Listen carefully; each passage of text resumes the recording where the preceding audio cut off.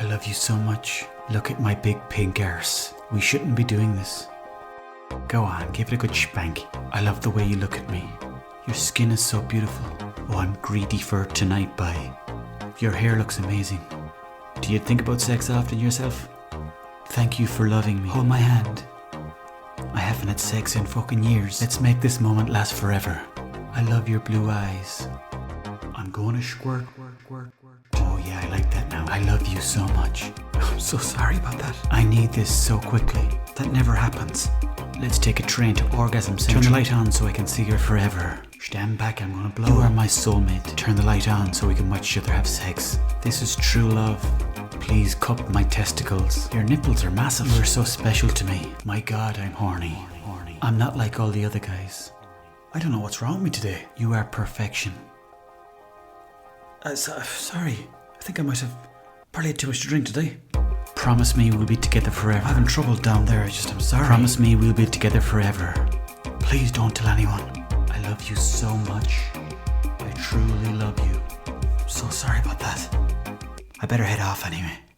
I'm sorry. Good luck.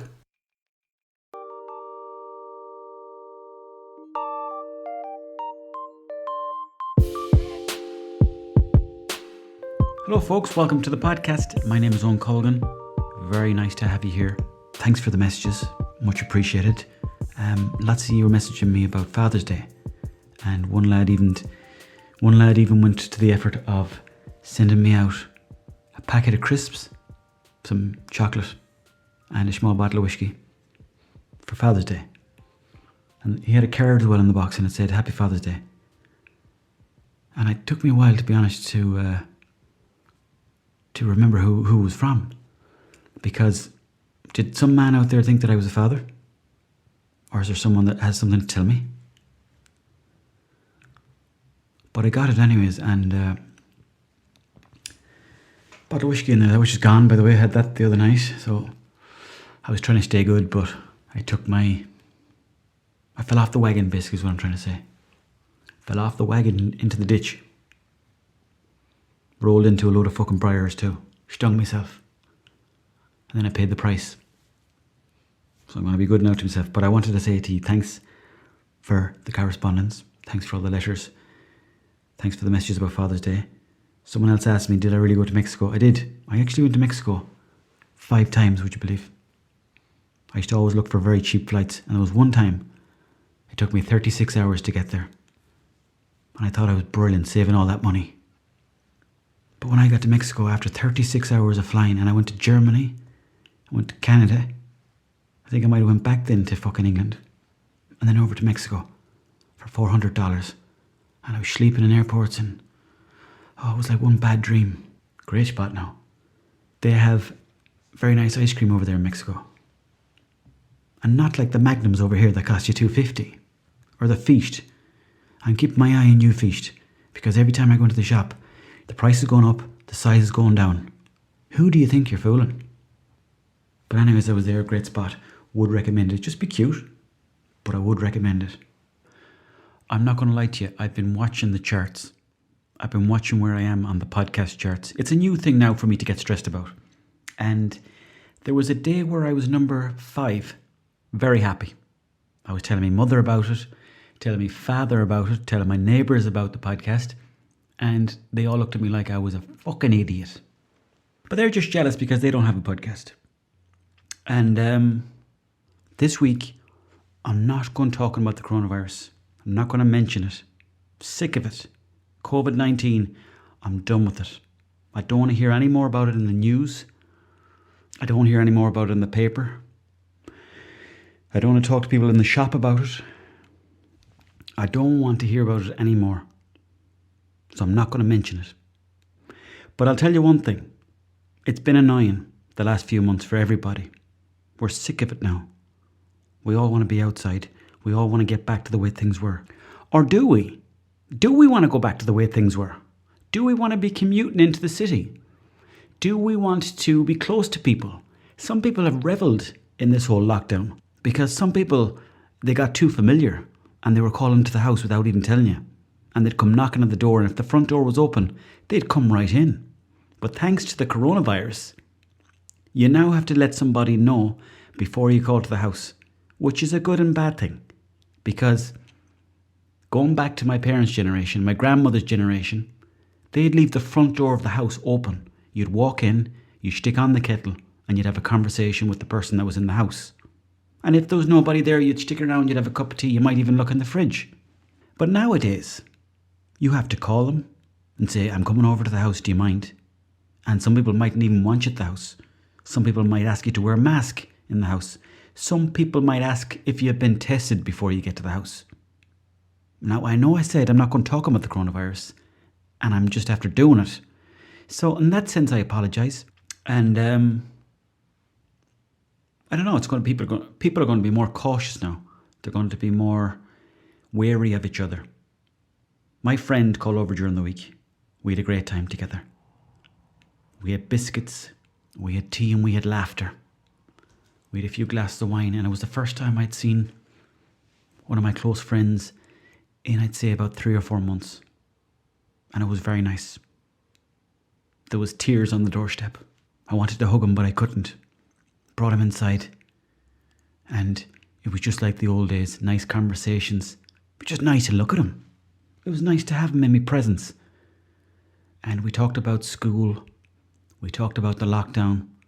We talked about what he was up to. We talked about what I was up to. And then it was like we were never apart. We were dancing together, and we just kept shaking hands, and we kept touching each other. And it was nice to spend time with a new face. It was nice to be around somebody that you hadn't seen in a long time. And it made me appreciate him. And it made me appreciate all the other humans on the planet. And I hope that we can go back to appreciating one another, because maybe we were taking it all for granted. Now, that's all I'm saying on the matter of COVID-19. Micheál Martin is running the gaff now. He's our Taoiseach now, and he's going to be telling us what to do for the next couple of years. If we want to get the roads done, we have to go through Micheál Martin. He's the top boy. Of course, you have the local boys, but at the bottom of the pile, or the top of the hill, you have Micheál Martin, the Cork native who's got a face you just can't trust. Dodgy old fucking head, and you do. I don't know, do I trust you at all, Micheál? Because you remind me of an uncle from England who used to come over, and he had dodgy teeth. He'd hang out in the living room. And he comes into the house without knocking. And he's overly friendly. And he lets on he knows a bit about everything. That's Micheál Martin. He's going to be part of a 3-party coalition. Fianna Fáil, Fine Gael and the Green Party. And in fairness to the Green Party, calling yourself the Green Party is a great twist, because it sounds nice. The Green Party, they're going to get all the green energy. They're going to be working for the good of the environment. Let's get them in. Hold on. Let's draw back the curtains a small bit. Are they dodgy? They could be. Just because they're called the Green Party doesn't mean they're not dodgy. To be honest, I haven't a clue about politics. The only thing I really know is that Ming Flanagan likes hash, and that's enough for me. I did meet Brian Cowan once in a lift. I was down in Cork, actually. And I was like, I know that face from somewhere. And we got into a lift. And I looked over at him and I go, how are you doing? And he just goes, how are you doing? And then he was going up to lift. I think he was going up to floor 5. He had the penthouse. I was going up to level 2. But I said I'd stick around for the spin. And I went up to level 5 with Brian. And we got out together. Made sure he got out first. I made sure I had a good look at him. And I weighed him up. Checked the shape of him, checked the size of him, checked his face to make sure it was him. And when I discovered that it was him, I said to him, can I get a picture with you, Brian? You can, yeah. Got a picture with him. Lovely fella. Politics-wise, could have been dodgy. As a man who you ask for a picture, spot on. 100%. Speaking of politics, there's no more talk about Brexit these days. It's all about, obviously, the coronavirus. And there you go, I'll bring it up again.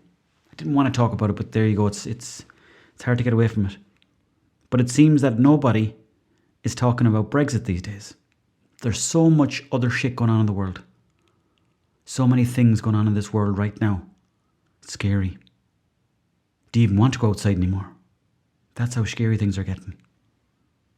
But I suppose we all have our own ordeals going on in our lives too. I'm still trying to break these bad habits. I call it the pyramid of pain. 3-step program. I'm trying to crack the code. Sweets, drink, porn. How do I give it up? Any help out there? I've been trying my best to give up the sweets. I did pretty well this week. I went the whole week without sugar, which I'm very happy about. Now, I was also very ratty. I was starting on people. I was giving cheek when I shouldn't have been giving cheek. I was saying things that I shouldn't have been saying, all because of mood swings, because of the lack of sugar. Now, I've been told that eventually your body will correct itself. Give it a week, give it 2 weeks, you'll be in flying form. But I gave up the sugar and I felt great. And everything has sugar. Milk has sugar. The cheese has sugar. Country store has sugar. Frosties have sugar. Loop the Loops have sugar. Cornettos. So I gave up the sugar for a week. And I have to admit, I feel like a piece of shit. But I'm not going to give up. I'm nearly there now. I'm going to do it for this week. And I might wean myself back onto the sugar. I don't know. I might leave it. I think I might leave it though. I don't know what level I'm trying to get to. I want to be at a point in my life where I feel pure. Where I've given up every bad habit. But at the same time, just when you're on the pig's back on life, just when you're making it good, you meet some lad and he's smoking and he's wearing a pair of jeans and he's having the crack beside a truck and he's in great form and he doesn't give a fuck. And sure, that's half the battle. Not caring.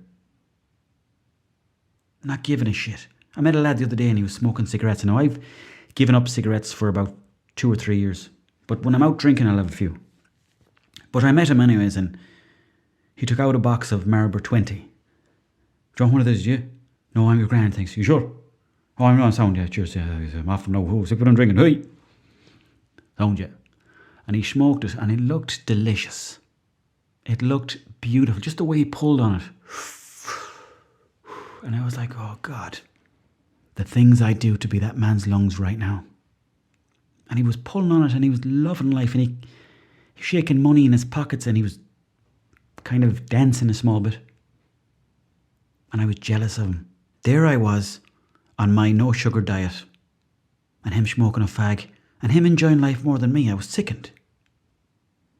That's when the mood swing kicked in. What am I doing it for?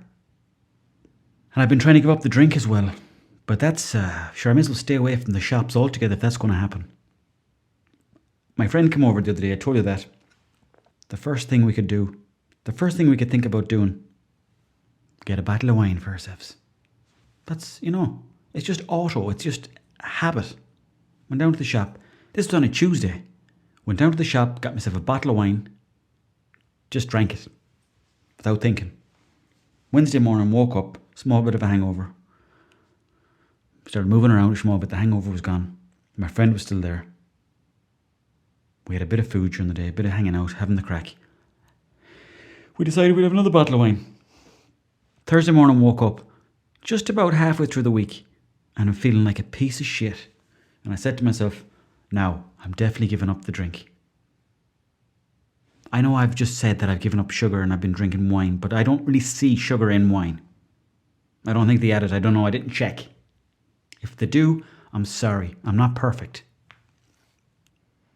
But since then I haven't drank, so I feel good. Pornography is the other one. That's top of the pyramid. Trying to crack it. I'm getting there. Give me another 10 years, folks, and I'll be there. Do you watch much yourself? If I was to check your browser history right now, would you be in trouble? I try to keep it down to a minimum. Like little treats, like chocolate bars at the weekend. Just once or twice here or there. The odd time. It's a slippery slope. Just when you think you have it, that's when you slip. I had a friend and he told me something very good before. He said, when you think you have the habit cracked, That's your first slip up. That's the first sign that you're slipping again. And it's so true, because I've gone months and months and months not watching it. And then the curtain slips. The sock falls off. The pants come down. And Bob's your uncle. Out she comes. Trouble in paradise.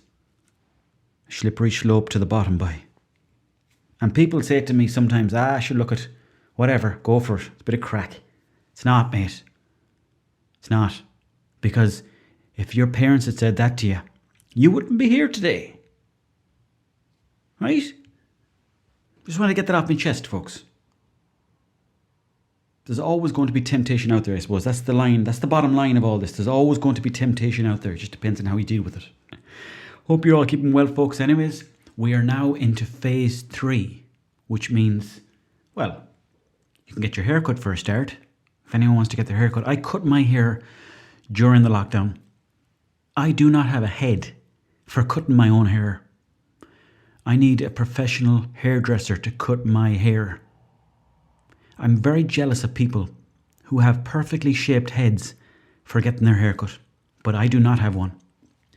I have a head like a spud. When I cut my own hair, I looked like someone's after skinning a spud. I looked fucked. And I was only looking at myself in the mirror going around the house, but confidence went very much down.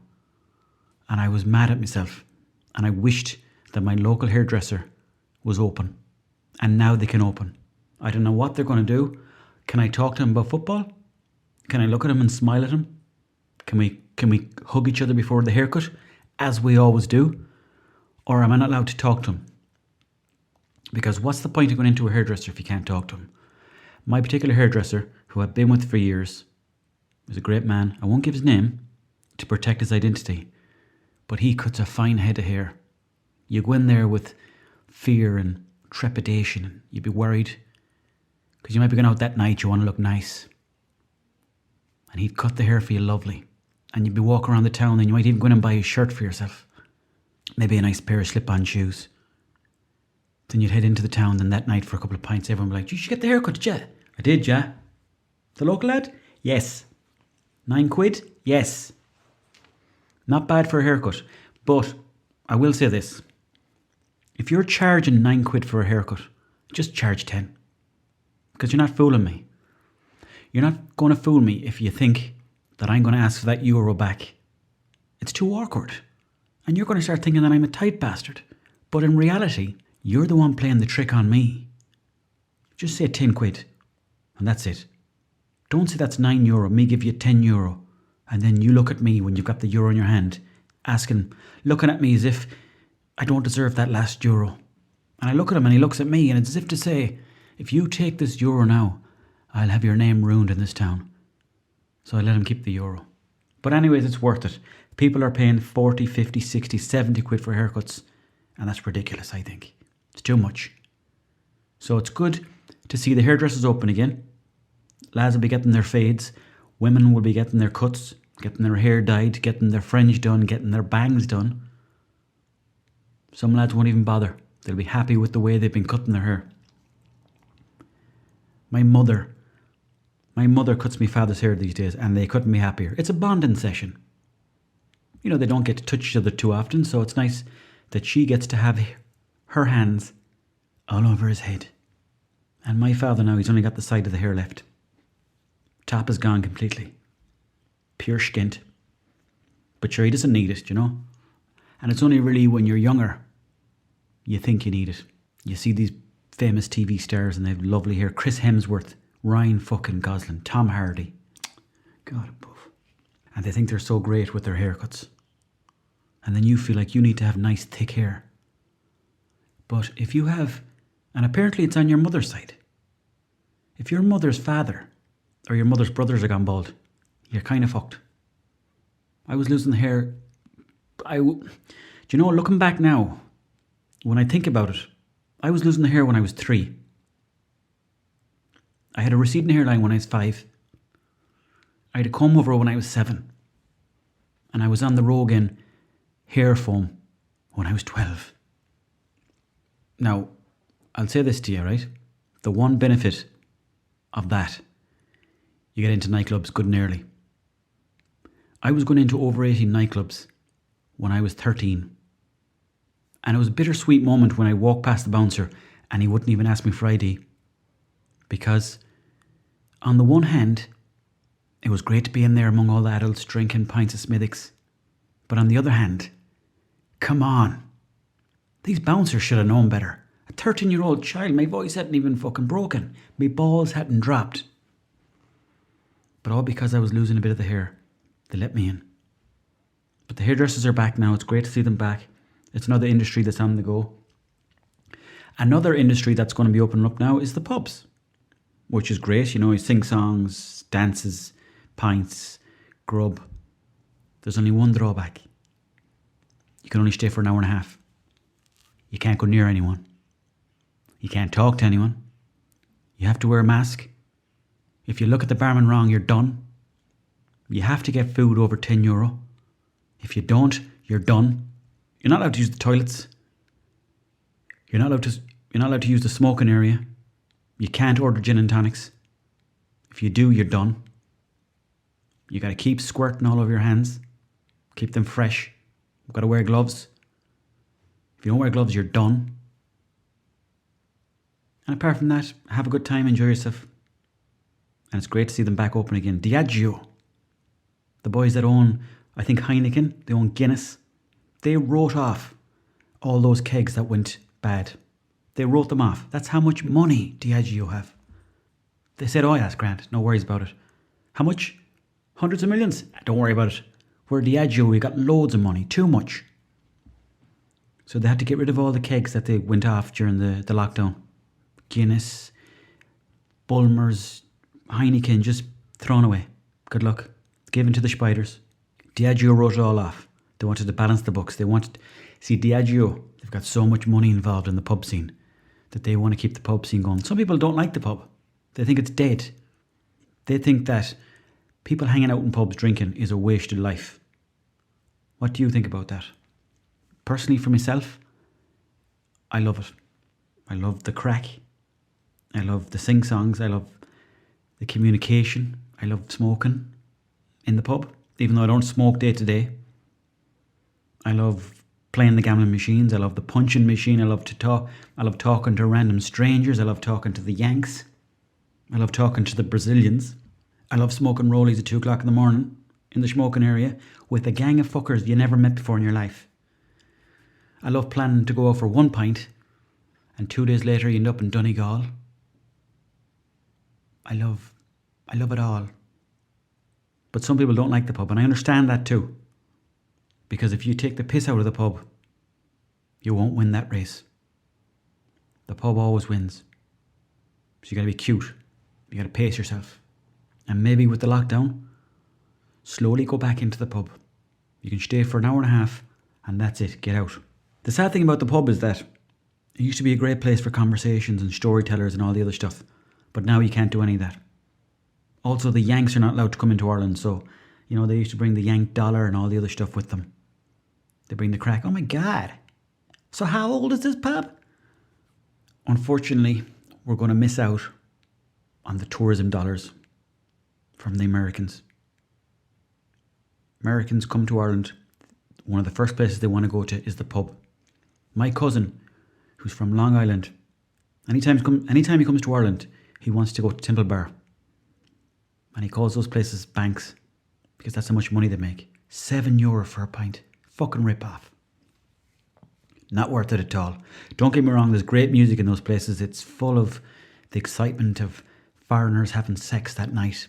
Irish people dancing, sing songs, smiling at each other, drinking Guinness for the first time ever. Flirting, kissing in the corner. Oh, there's nothing like it. Did you ever spend an evening in Temple Bar? You go in there, you have a couple of pints, you might start talking to, maybe a French person or Colombian. Before you know it, you're 4 pints in and you're shifting. And the Irish music is playing in the background and you never felt more patriotic in all your life. And you think to yourself, the pub is some crack. I can understand now what Paddy Lochte was on about. But it's not always like that. Sometimes you're in there and you're barely getting through the drink, and to be honest, that's when you should pull out. But you say, I have another one. I'll have one more. And you keep wetting the whistle. And then the whistle gets too wet and you get waterlogged. Then you got to get home. So I don't know what's going to happen in the pub. There's going to be less pubs in Ireland. I know that for a fact. The town that I'm from, Swinford, there used to be 45 pubs in that town. You can check it up on Google. There's a list of towns with the most pubs. Swinford was, I think, nearly top of the list. 45 pubs in the town. That's, it's a bit much, to be honest. It's a bit too much. But at the same time, some of the finest conversations and some of the best friends I've ever met have been inside the pub. It's the cocktail of craic. When you mix the drink, the conversation, and the excitement of not knowing what's around the corner. That's the beauty of the pub. The only problem is, normally, what is around the corner is a hangover, or getting sick, or talking shite to a taxi driver. But nowadays, the problem is, you have to tell them you're coming. You can only stay for 2 hours. You can only get drink if you're buying food. Paddy Losty would be spinning in his grave as you speak. But I've got the solution. Do a deal. 2 pints and a packet of crisps for €10. That way everyone's happy. Because you don't always go to the pub for food. Sometimes you go to a pub and the food is shite. It's shocking bad. Gives you the squirts. You don't want that. So I think what they should do is 2 pints and a packet of crisps. €10.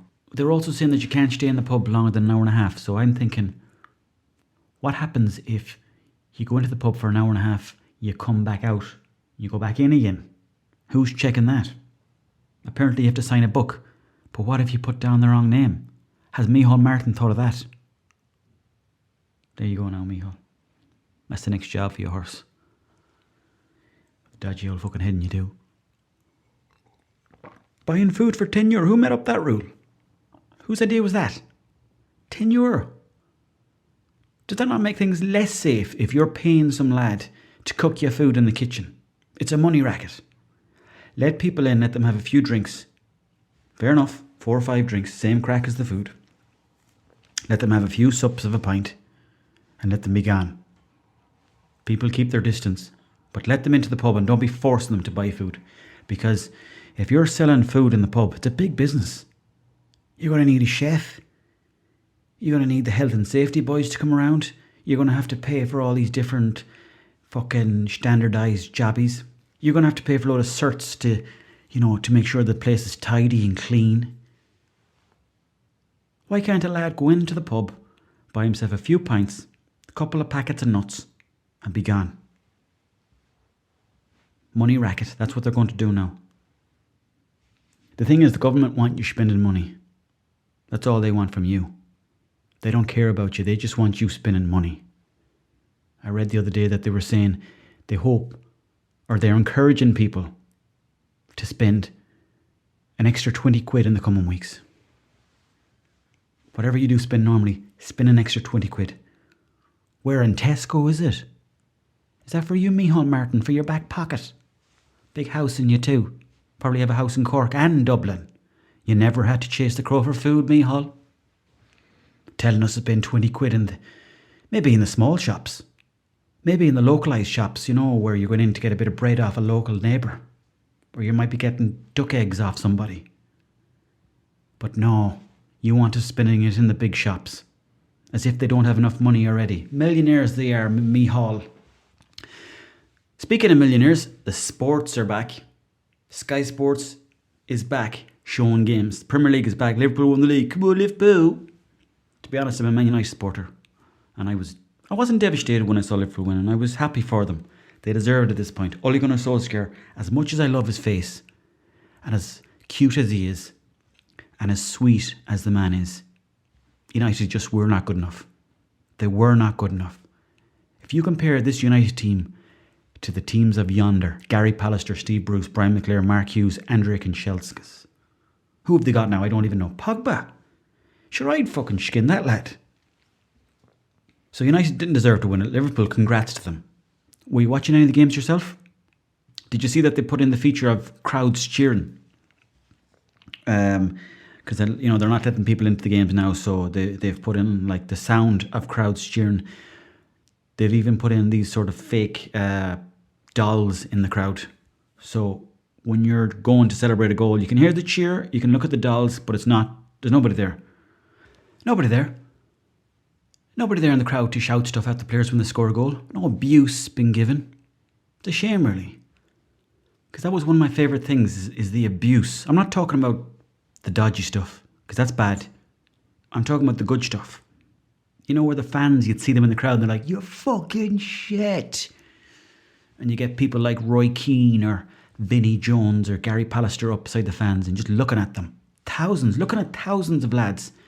All these hardened hooligans and all these dodgeballs in the crowd, and there's grannies in there, and there's lads with scarves, and there's confused lads and children. You'd miss them.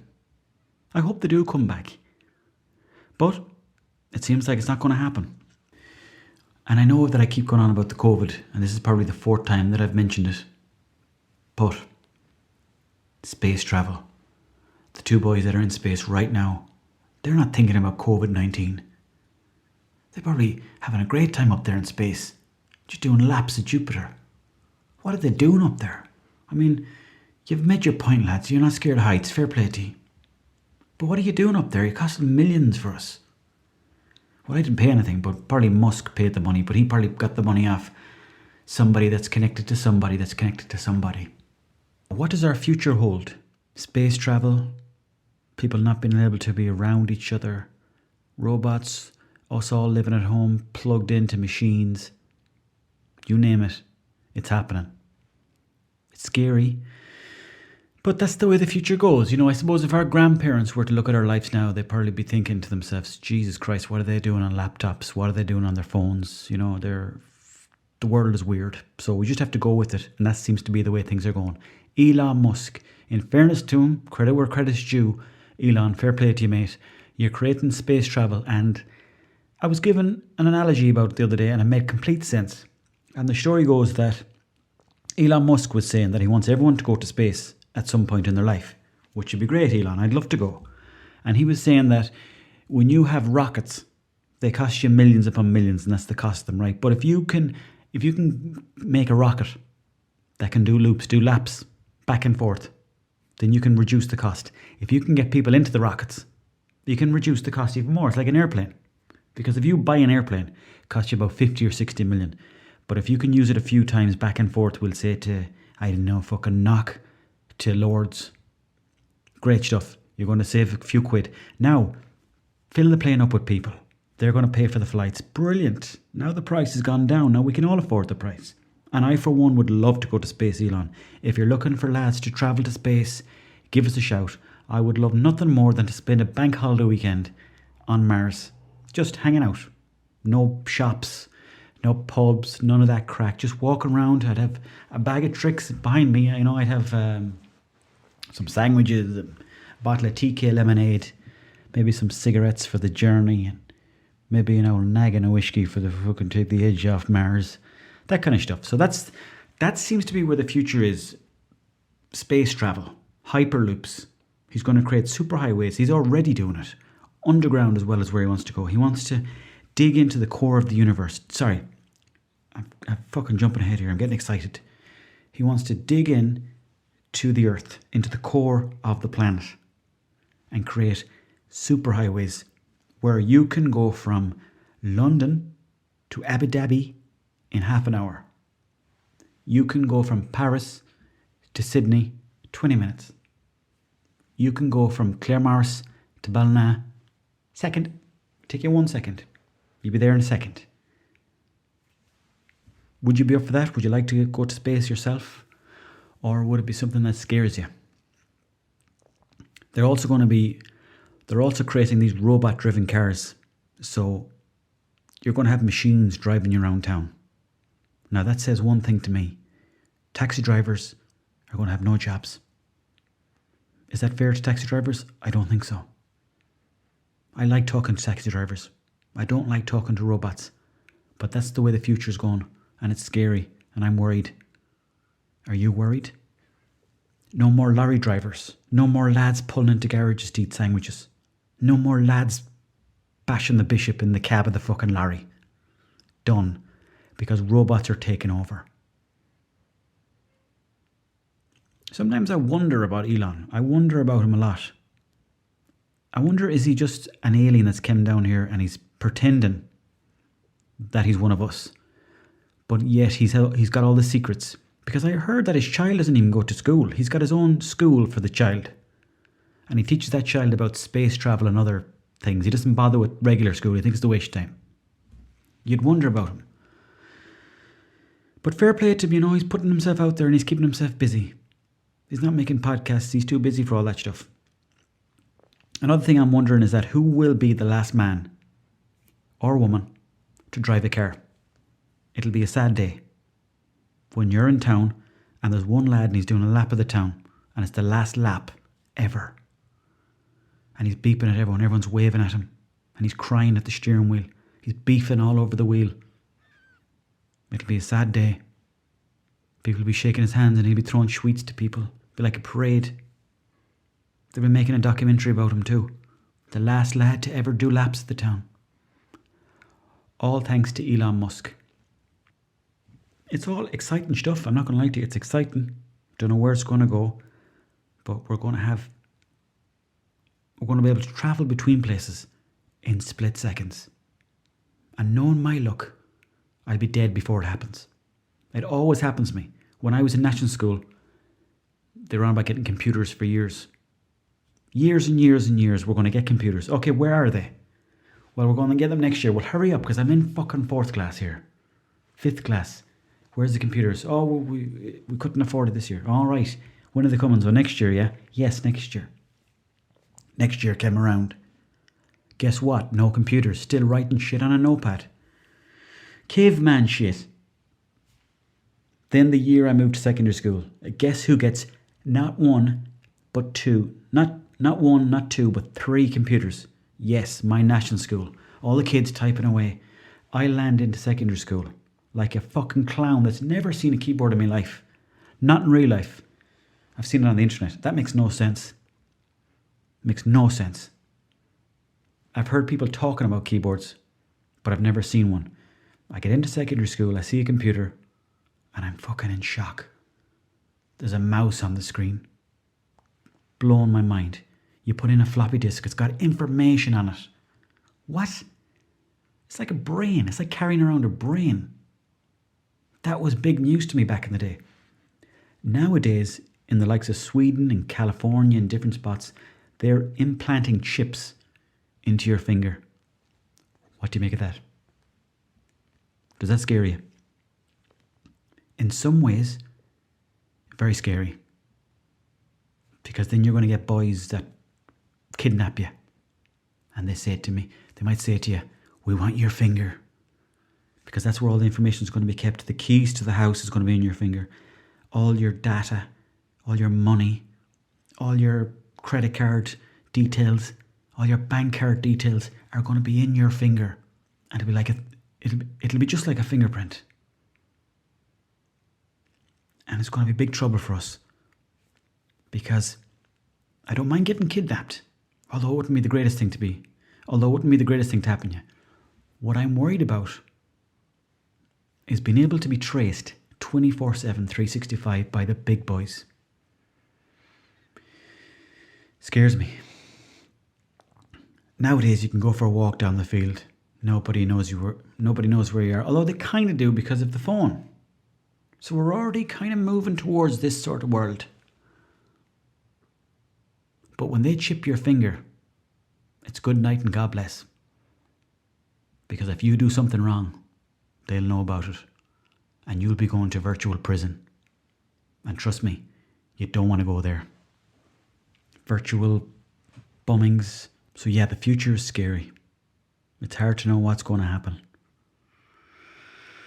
Maybe it would be handy to get chipped. Just get out of the way to fuck. Go down to the shops then. You don't need to take out your card. You don't need to fucking go into the dash of the car looking for your card or your keys or your few quid down the back of the couch. You just go in there and show the finger to Maureen. Tap that. Give it a good tap. And then the other finger then if you want to leave a tip. That's the way things are going to go.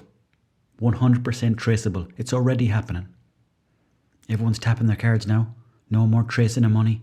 No more cash in hand jobs. I don't know. Nothing handed to us anymore. Everything traced. Everything on file. But then again, you know what? It might just turn us in to the purest we've ever been. Because if you think about it like this, right? If you don't ever do anything wrong, ever, or you try to do your best as much as you can, then you should be grand, no? The problem is nowadays we can get away with stuff, so we get away with stuff.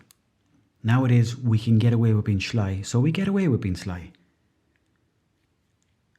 But when you have a chip in your finger or your back or your brain, there'll be no more getting away with stuff. And on top of that, we're going to be super smart. Get this. If you want to learn 15 languages in one go, they're going to put a chip into the other chip. They're going to double up on the chips and you're going to be able to speak languages like that. 15 languages. Now you got to ask yourself this question. Learning a language, for example, is it about the journey of learning the language? Or is it about being able to speak it? Same with guitar, same with writing, same with dancing. How much of those things that you learn are about the journey and not about the end result? Elon, if that is your real name, I doubt it. I mean, who else do you know that's called Elon? Let's be honest here. Who else do you know that's called Elon Musk? Fucking name is like... You already sound like a bloody alien, mate. Jeff Bezos. I mean, I know I keep going back to these names, and I'm sorry. But between Jeff and Elon, you know, they'd want to be the first two that are getting chipped. That's all I'm saying about that now. On the bright side, I suppose, though, there's talk of these sex robots. They're a very big thing now. People are ordering them in. Apparently, the sales of sex robots went up by, 50% during the lockdown. Huge numbers anyways. People were buying them left, right and centre in every continent in the world. People were shagging robots in Africa. People were shagging robots in Australia. They were shagging them in Europe. Probably shagging them in Ireland. I'm not saying it was me. I'm probably shagging them in America. It begs the question, should we be shagging robots? Men and women, should we be shagging them? Back in the day, you had your sex dolls. Even back before then, when my father was a child, they had nothing, they had their imaginations. You had to think about sex. That's all you got. Then they moved on to these sex dolls, the ones you blow up that have the fannies and the boobs and the breasts and the penises. Whatever you want, you get it. But it's not the same. But now they have these highly intelligent sex robots that can communicate with you, they can talk to you, they have a relationship with you, they give out to you. They're made of silicone. You can change parts in them, change their bum, change their legs, change their penises, change their breasts, change their face. Is that ethically right to do that? I mean, is it much different than a dildo? Is it much different than a fleshlight, which I have had sex with? I have. And I'm not trying to be disgusting. But we're all animals. And we all like a bit of sex. But I have had sex with a fleshlight. It was on the bypass from Swinford to Castlebar. It was in the back of a van. And do I regret doing it? Small bit I do, to be honest. Would I do it again? Couldn't tell you. You have to be in the moment for those kind of things, you know. I wasn't planning to that day, but I was asked by the producer of the Hardy books, do you mind having sex with a fleshlight? And I said to him, how much? He said, sorry, we don't have any more money in the budget. I said, fair enough, I'll do it anyways. I wanted to be a team player. The whole reason why I had to have sex with a fleshlight was because of this. There was a scene in the Hardy books in the movie where, for some reason, I still don't know, and I was in the bloody movie, but for some reason, I had to have my penis in a fleshlight. It had to be turned on. I had to be having sex with it, and I had to break my penis for the script. What script says you? I don't even know what script. But the original idea was that we were going to tie the fleshlight around me so that it was going to look like it was on me. It was going to look like that I was inside the fleshlight. Turns out that would not work. So I had to actually get turned on, which, trust me, in front of 5 of your friends on the bypass from Swinford, from Castlebar to Swinford, on a wet day, it's not the greatest feeling in the world. I'm not going to lie to you. Because who knows who's going to be passing by? Aunties and uncles pulling in. Because when anyone sees the camera, they're like, what are you up to? People were pulling in, and there I was in the back of a van getting properly turned on. All to fucking further my career.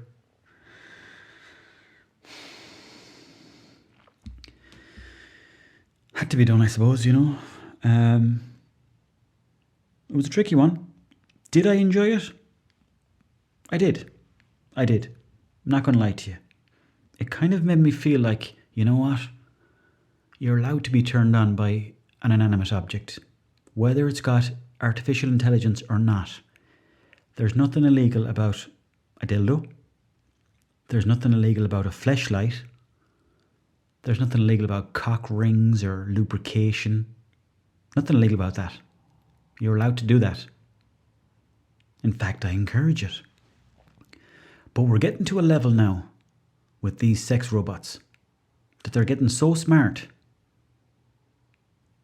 that, you know, things go tits up fairly handy.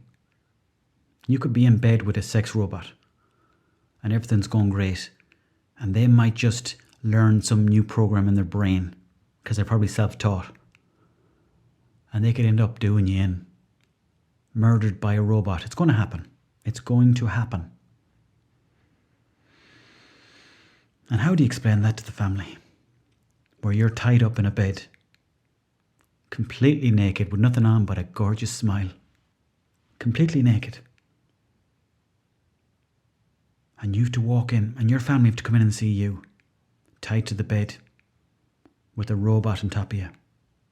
I mean, come on. How is Mum and Dad ever going to go to Mass again? But that's the way things are going. You have this virtual reality porn as well. You've got these gloves that you can wear, apparently, that you can feel everything. That's the way things are going, you know. It's going to get to a point where it's going to be so realistic, you're not going to know where you are. Virtual reality, whether it be porn or games, is going to be so, it's going to look so good that you're not going to know whether you're in virtual world or the real world. So I'll ask you this question. Is it possible that right now, this is a virtual world created by the forefathers of Elon Musk? Now, I must say, folks, that I do love getting the old correspondence, so please keep them coming. I appreciate them. If you want to send me a message, email is the best way, but you can also do it on Instagram, Owen Colgan Fitness, or you can send me a letter if you want, but, you know, that's going to cost you a stamp, and I have to talk then to the postman at the door. So just, if you can, send me an email, please. I'd love to hear from you. And I have a message here from Anonymous. And it says, Owen, what's your thoughts on slipping into the DMs? I've always thought of it as disingenuous, but I'm increasingly thinking that it might be the only way of dating someone I like. I have hundreds of people in my college course, so it's very unlikely I'll get talking to the same girl more than once or twice. Do you think I should message them directly? Jesus. Starting big, Anonymous. Well, I suppose what I'd have to say to that one, this is only my own humble opinion now, so don't hold it against me, right? I'd say just go up and talk to them. If you see them in college, or if you see them, and you're all hanging out together at the shop, someone could be at the deli counter buying chips or jam buns. Just say, hey, how's it going? And hopefully she'll reply and you have a nice conversation. And then, build it slowly. There's no rush. And it's a new thing now. It's kind of a new way of flirting, I suppose. When I was younger, you'd have to just walk up to someone and say, hey, how's it going? And then they'll talk to you. And, when I dated my first girlfriend, which was in secondary school, I was late bloomer. But I used to fuck him out for lunchtime, babe. I know. But I will say this. I usually just walk up to them, say, how are you getting on? You have a conversation then. I suppose everything's done through the screen now, so it's difficult, I don't know. The likes of Tinder and Bumble and plenty of Cock, Bazoo, all these different dating sites. People are talking online. People are flirting on YouTube videos. People are flirting on Facebook. People are flirting on Instagram. People are flirting on the internet the whole time. I used to go onto a website myself just to go flirting. Back in the early noughties, there's a website you'd be talking to people from around the world, having great conversations. I could have been talking to a man for all I know. But I was just having nice, juicy conversations. And it was innocent times. But now people spend a lot of time on Instagram, a lot of time on Twitter, and a lot of time on Facebook, and TikTok is the other one now. And I think people are slipping into DMs just saying, hey, how's it going? It depends on how you do it too, Because I've seen pictures of some lads, they'd be sending pictures of their cock. And, that's, you have to be honest about it. Cocks are ugly looking fucking things. Little worm looking bastards. So that's the last thing you want to be sending someone. State of it. And your balls, nobody can ever say to me that your balls look good. Balls never look good. I was a dog down the road. I went for a run the other day. There was a dog down the road. And he was running in front of me. And he had massive testicles. And I looked at them and they were hanging there. And I thought, they're just horrible. And it was the same. I saw a sheep about 2 weeks ago. These sheep broke into my neighbour's land. So I helped him get the sheep out of the place. Muscular sheep. Great shape. Real beefy sheep. But one of them had massive balls. And I looked at them for a good bit and I was like, Jesus, they're just disgusting. But I suppose they're important too because, you need testicles to be born, I suppose, in some ways. Certainly I was born from a testicle. But I don't want to go down that path. You're asking me about slipping into DMs. Do it in a nice way. That's all I'm saying. Owen. This is a letter from a guy called Owen. He spells his name E-O-I-N. I spell it O-W-E-N. And that disappoints a lot of people. And I suppose the reason why I do it is because I didn't get a choice. My parents just were like, that's your name now forever.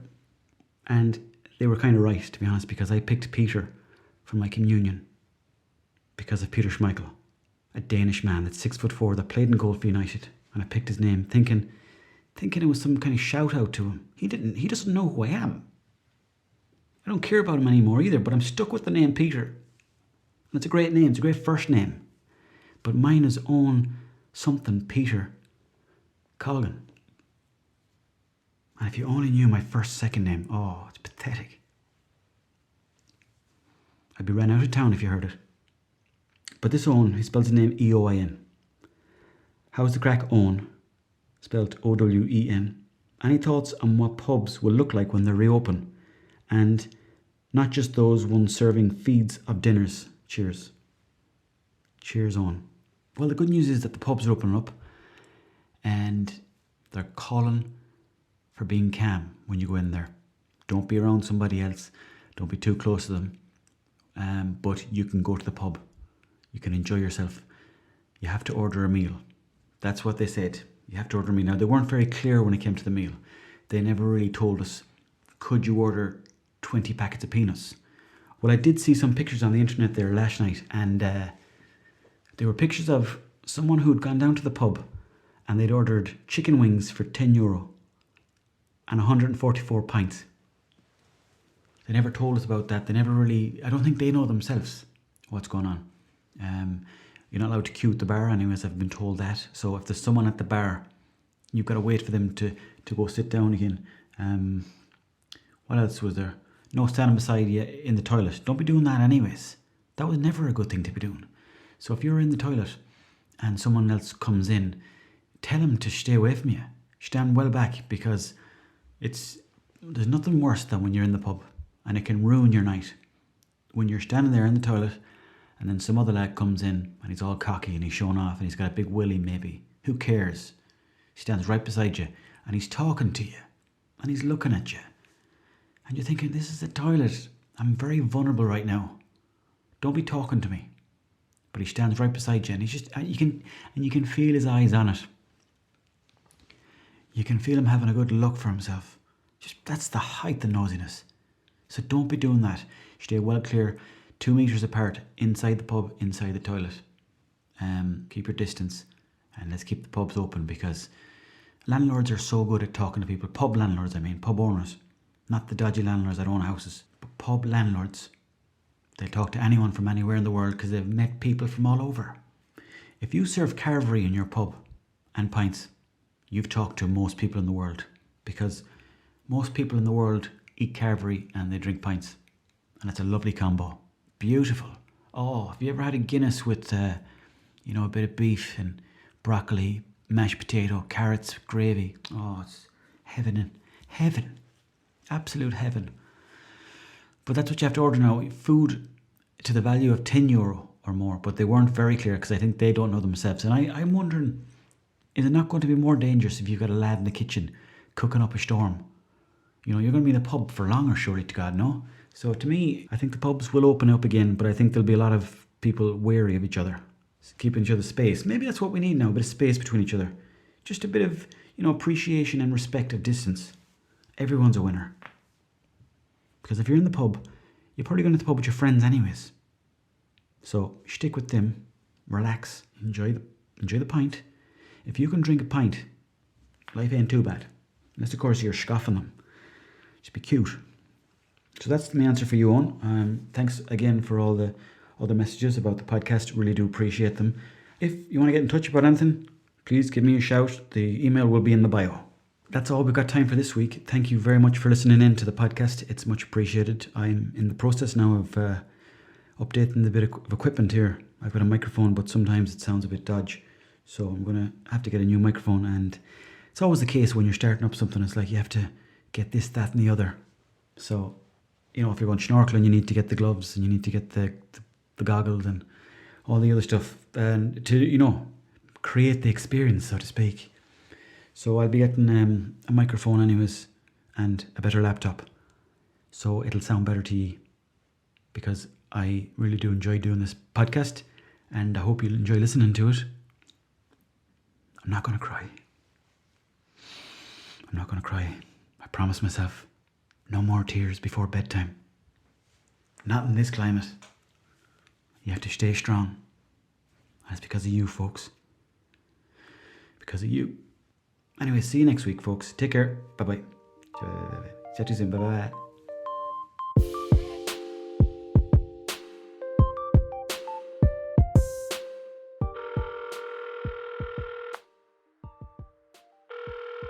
Hello, you're through to the guard station. Hello, is this the guard station? It is, yeah. How are you doing? I'd like to report a crime. Right, go ahead there. Well, I was in town today and... Sorry, what town is this? Culganshow.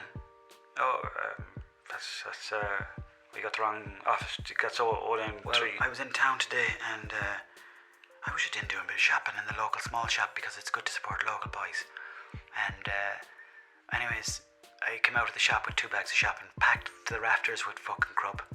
Ham, cheese, chicken, pints of milk, all the buns, all the stuff under the sun, scones in there, slice pan. Oh, the place was wedged.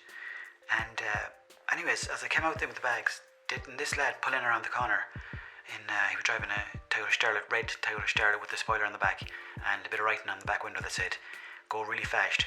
And he fucking clipped my bag. He was shopping, knocked the shopping all over the floor. And I wasn't happy at all. And I shouted back up to the street and I says, "Who the fuck do you think you are?" And I seen him. He went down the road then 100 mile an hour, skidded down the road, turned around, came straight up the road, wound down the window and hopped out the window. And he came out and he choked me to the ground. And he took off his sunglasses and he says, "It's me, Owen Martin, bitch." Are you there? Hello? Garda?